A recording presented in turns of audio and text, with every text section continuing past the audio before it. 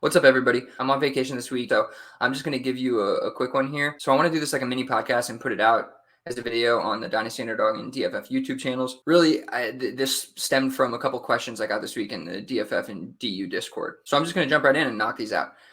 First one we have here is, can Kyle Pitts hit his potential? And what are the odds that he actually breaks out this year? I don't know who needs to hear this, but don't sell Kyle Pitts, especially not low. There's no formula to tell us whether Kyle Pitts is going to break out this year, whether he will hit his ultimate potential or the potential based on the expectations we set for him when he initially was drafted into the NFL. Obviously, we can look back to his college production and athleticism to try to compare him to players, but we've seen Kyle Pitts in the NFL 2 seasons now. We can look back historically for other players who hit similar production thresholds in their first 2 seasons in the NFL. So I thought it would be best to look back historically for players who hit certain production thresholds in their first 2 seasons in the NFL to get a potential range of outcomes for Kyle Pitts, right? We can look at these players who previously hit similar marks and get an idea of what the potential range of outcomes are. So I use StatHead to pull this data. They have a really great interface, so I'm just going to share that and show you kind of what I was able to pull up, and I'll show you what the thresholds were that I used as well. Okay, so you can see right here my current search for combined seasons from first to second season, played tight end in the regular season, requiring receiving yards greater than or equal to 1,300 yards, yards per target greater than or equal to 8, and targets greater than or equal to 150. And it's going to be sort of descending by fantasy points, which is just the default.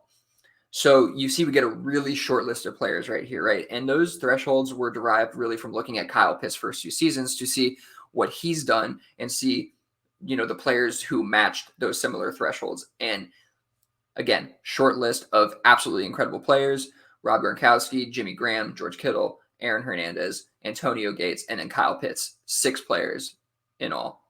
Now, he has the lowest yards per target of any of these players and second lowest yards of any of these players. That said, he has been in an absolutely awful situation. Almost every one of these players were in a much better situation going into their first, second years of the NFL and dominated. But looking at this, I think it's pretty clear that Kyle Pitts' potential to break out as a true difference maker at the position for fantasy is very high.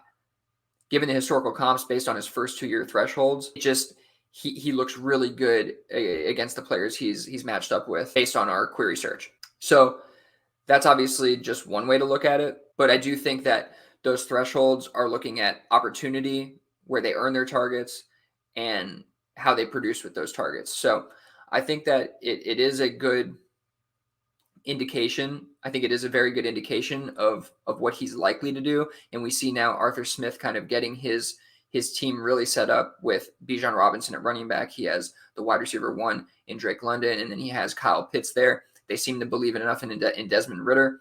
But even if we don't believe in Desmond Ridder, right? Even if we don't believe in Desmond Ridder, Kyle Pitts is so young, and we know that the QB position can change very quickly, especially in the bottom third of the league, which I think is where Desmond Ridder sits. So either he's really good and he's great for Kyle Pitts, or he's not going to be great and Kyle Pitts will get a new opportunity with a new quarterback. And we hope that they make, a better decision with a vet, somebody more seasoned, or, a high draft pick that we know is going to help Kyle Pitts produce. So I'm not so worried about him long-term due to Desmond Ridder or QB situation or anything like that. For dynasty purposes, just looking at this and kind of thinking about his career arc, we know that tight ends take some time to develop. And if you listen to Dynasty Underdog, if you read any of my content or watch any of my content on the DFF YouTube channel, you know that I tell you, you can wait on these tight ends and you can buy them later for cheaper. Now, I know a lot of people say that doesn't work.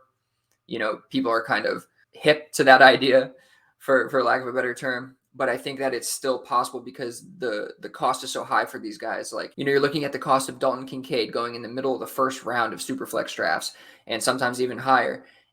That is just not necessary. You can absolutely get them for less than that if you don't pay that initial cost in the rookie draft. I said the same thing when Pitts came out, because I just thought, despite how great of a prospect he was being overvalued because it was going to be hard for him to really give you the return on investment. And voila, what do we see?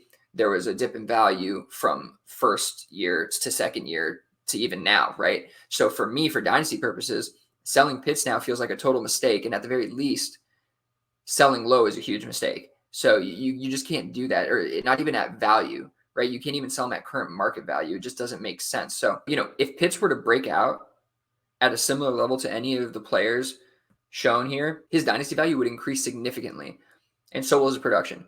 So he can still be the player everybody hoped for. Despite me not buying into him in the rookie drafts, that does not mean that I don't believe that he can be the player that everybody has hoped for. And you can see with some of these tight ends aging out, like George Kittle, there's going to be opportunity for him to jump into that top 5 area, the top 3, 4 area in terms of production, if some of these things turn around for him. And it really does look like, given, his first year in the NFL, second year in the NFL, what he's done in that time, that there's a lot of potential for him to kind of reach the heights that we want him to. So just another example of a tight end whose dynasty value dipped because of first year expectations, but bounced back and can bounce back further as he finally reaches those initial expectations after what should be the expected period of growth. In a nutshell, again, the low volume offense is to be expected, but I do expect a higher than average target share, specifically for Pitts and obviously Drake London. I'm booking him for about 25% target share, with London around 30%. Obviously, those will vary, give or take.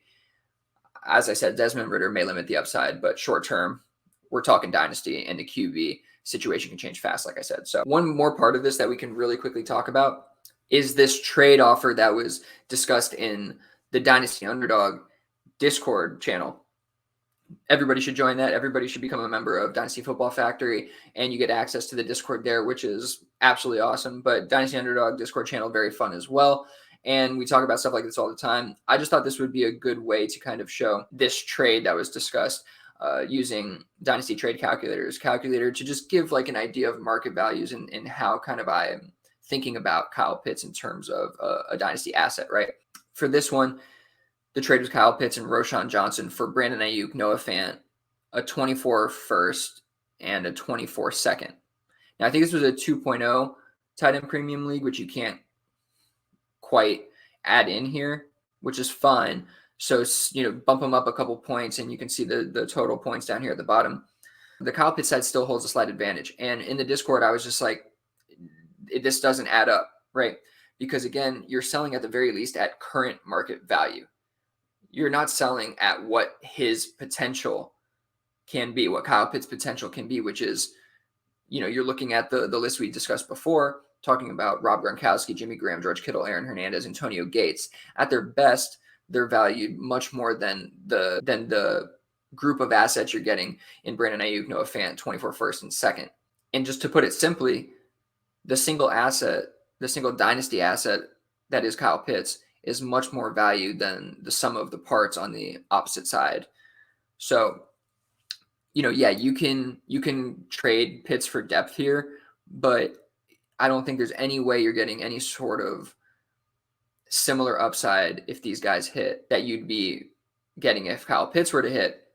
And just looking at his career arc and the trajectory, I think it's much more likely that his value can increase and that he becomes a better player at the young age of 22 than he continues to decline from here, even though he's been disappointing, which he really hasn't been if you look at his first 2 years and historically kind of what these players do. I think that about covers what I wanted to get into about Kyle Pitts. This trade doesn't add up to me.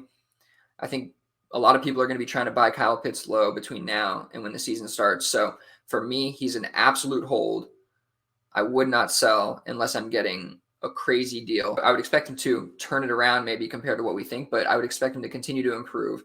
I think that he's going to get a lot of volume, a lot of opportunity, a lot of usage, and it may not be exactly what we want because the offense may be run more through the running backs because that's what Arthur Smith typically does. But Kyle Pitts is such a unique player and so good that I do think he's going to demand the targets like he's already done, and it's going to become unavoidable for Arthur Smith and whoever the quarterback is. So I'm not so worried about kind of the situation with him. I do think this is a situation where, the cream rises to the top. It's really talent over situation. Okay, so I was just going to do this about Kyle Pitts, but then we got another question. Should we be buying Quentin Johnston or case for him or against him? And I guess I'm being pretty positive today. Maybe the case for Kyle Pitts is obvious. We have a player in Quentin Johnston who hasn't played it down in the NFL yet, so much more uncertain, on a team with some other really good receivers. So, what do we do here? He obviously hasn't played a snap in the NFL, like I said, so we can look back here historically to players who have hit similar production and athletic thresholds in the past. We're fortunate to have, some gurus on the DFF staff who we can look to one of their models and grab potential ranges of outcomes based on production and athleticism thresholds, also conference thresholds, and a whole bunch of different attributes that the formula takes into account. Okay, trying to make this clear for the folks watching. Up here I have a snapshot from one of our great writers, Chris Muzizer, his data model. This is awesome stuff here, and it can and what it does is it gives you a wide receiver 1 score based on a formula and all these different factors that he's taken into account, and spits out that score for you. The success rate of this model is really high, so I like looking at this anytime I'm just trying to get an idea of an incoming prospect. Quentin Johnston here we see is on the lower end of a pretty good group here. Around Jerry Jeudy, Juju Smith-Schuster, Jordan Addison falls into here. You see A.J. Brown's at the top of this list here. Treylon Burks there, Marquise Brown. So I think we get a pretty good range of outcomes. Honestly, I don't think any of these players are super similar to Quentin Johnston, but you can get a decent idea of the potential range of outcomes. You also have a N'Keal Harry in here, Jordan Matthews, Alshon Jeffrey had a pretty good career.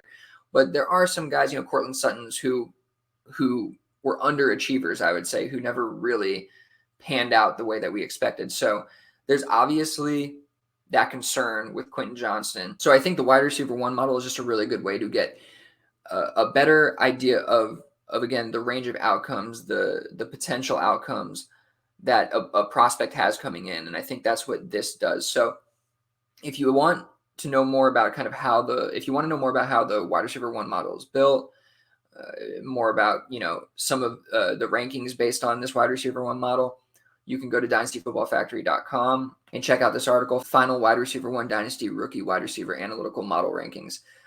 Absolutely awesome article. You have to have a membership to read the whole thing. Highly recommend you get a membership because these are just invaluable tools to succeed in your dynasty leagues. So Quentin Johnston doesn't quite have the college production dominator metrics, but he's an early breakout. He's a very unique player.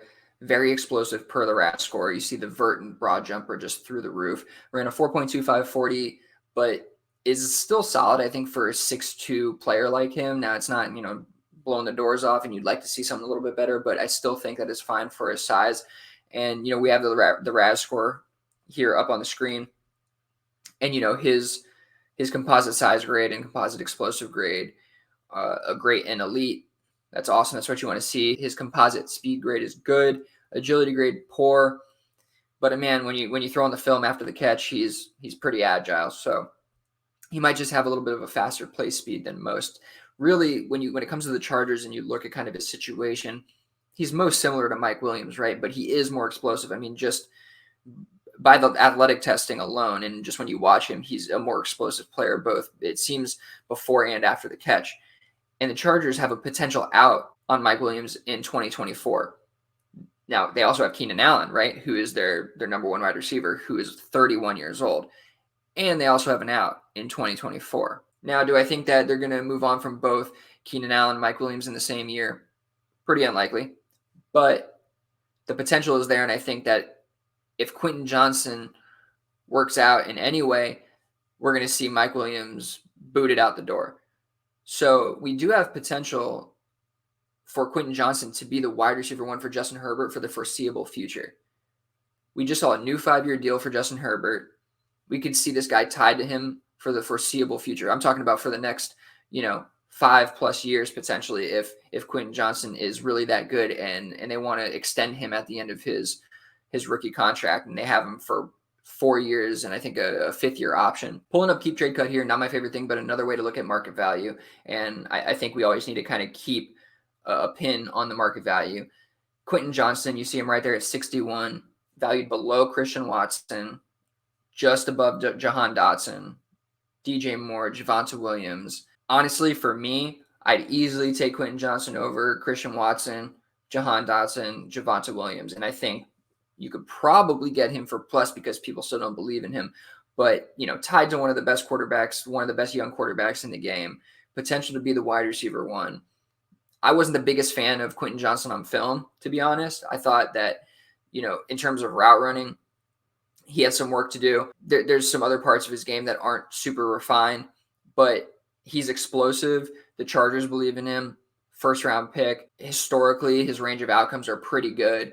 So all of that, and given his value added on top of it, I think he's a great option for a dynasty buy. I think he's a guy that you can go out and get at a good value. So I think the case for Quentin Johnston to succeed is pretty good. A big part of his dip in value was concerns about his hands, but I think every video you see of him, he's catching with his hands, he's catching above his head, and he's doing it with ease. So these things are trivial matters that I wouldn't put too much stock into. We heard a lot about this with like Jamar Chase couldn't catch an NFL ball, this, that, and the other, and he's one of if not the best wide receiver in the NFL. So again, trivial matters we shouldn't concern ourselves with too much. I know it was a more positive outlook, but I just try to kind of look historically, go by the numbers, go by the situation, and just give you an honest breakdown of the potential for Kyle Pitts and for Quentin Johnston. Again, hope everybody enjoyed this. Join the Dynasty Underdog Discord. Join the DFF Discord. Sign up for dynastyfootballfactory.com so you can read all of my content, all of our other great writers' content. Check out the models. Check out all that good stuff. And yeah, until next time, take it easy.